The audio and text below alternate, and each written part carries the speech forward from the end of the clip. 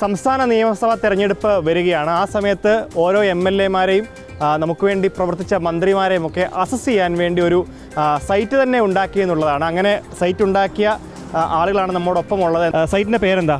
MLAtrack.com എന്നാണ് സൈറ്റിൻ്റെ പേര്. അതിൽ പ്രധാനമായിട്ടും MLA-മാരുടെ ആദ്യം പ്രാഥമികമായിട്ടുള്ള കുറച്ച് വിവരങ്ങൾ, പിന്നെ അവരുടെ അറ്റൻഡൻസ് വരുന്നുണ്ട്, അവരുടെ നിയമസഭയിലുള്ള വിവിധങ്ങളായിട്ടുള്ള ഇപ്പോൾ സബ്മിഷനുകൾ, ബാക്കിയുള്ള ധനകാര്യം, ചർച്ചകൾ, ശ്രദ്ധ ക്ഷണിക്കൽ, അവർ പ്രൈവറ്റ് ബില്ലുകൾ അവതരിപ്പിച്ചിട്ടുണ്ടെങ്കിൽ അത്, പിന്നെ നിയമസഭയിൽ അവർ ചോദിച്ചിട്ടുള്ള ചോദ്യങ്ങൾ, അത് സ്റ്റാർ ഇട്ട ക്വസ്റ്റ്യനും സ്റ്റാർ ഇടാത്ത ചോദ്യങ്ങളും. ഡാറ്റ കളക്ഷൻ ഭയങ്കര ബുദ്ധിമുട്ടേറിയ ഒരു ഘട്ടമായിരുന്നല്ലേ ഗാദർ ചെയ്യാന്നുള്ളത്? അതെ, വളരെ ബുദ്ധിമുട്ടായിരുന്നു. പിന്നെ പ്രത്യേകിച്ച് മലയാളത്തിലായതുകൊണ്ട് അതിൻ്റെ പ്രോസസ്സിങ്ങും കുറച്ചുകൂടി ബുദ്ധിമുട്ടായിരുന്നു. 68,000-ൽ പരം ഫയലുകളാണ് ഇതിൻ്റെ ഭാഗമായിട്ട് നമുക്ക് പരിശോധിക്കേണ്ടി വന്നത്.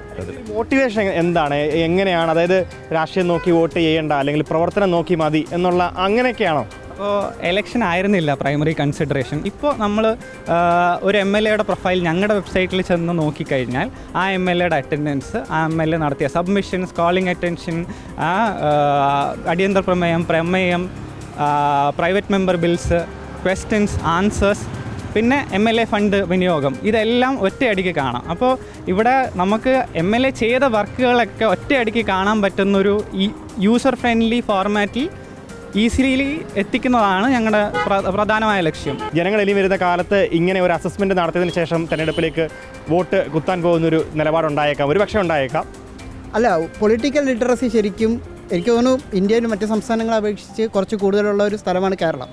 സ്വാഭാവികമായും ഇത്തരം കാര്യങ്ങളാണ് ശരിക്കും ഒരു ഇലക്ഷനിൽ കുറച്ച് കൂടുതൽ ചർച്ചയാവേണ്ടത്. രാഷ്ട്രീയം മാത്രമല്ല അല്ല അവരുടെ പ്രവർത്തനങ്ങൾ അവിടുത്തെ ഒരു പ്രധാനപ്പെട്ട ഒരു ഫാക്ടറാണ്. ഇത് ആക്ച്വലി ഏറ്റവും കൂടുതൽ ഉപകാരമാവുന്നത് MLA-മാർക്ക് തന്നെയാണ്.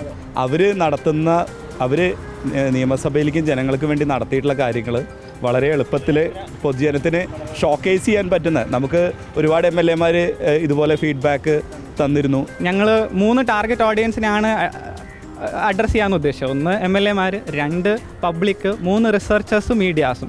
അപ്പോൾ എല്ലാ സൈഡിൽ നിന്നും നല്ല റെസ്പോൺസ് കിട്ടുന്നുണ്ട്. വോട്ടെടുപ്പിന് പോകുന്നതിന് മുൻപ് ഈ സൈറ്റ് ഒന്ന് പരിശോധിക്കുക.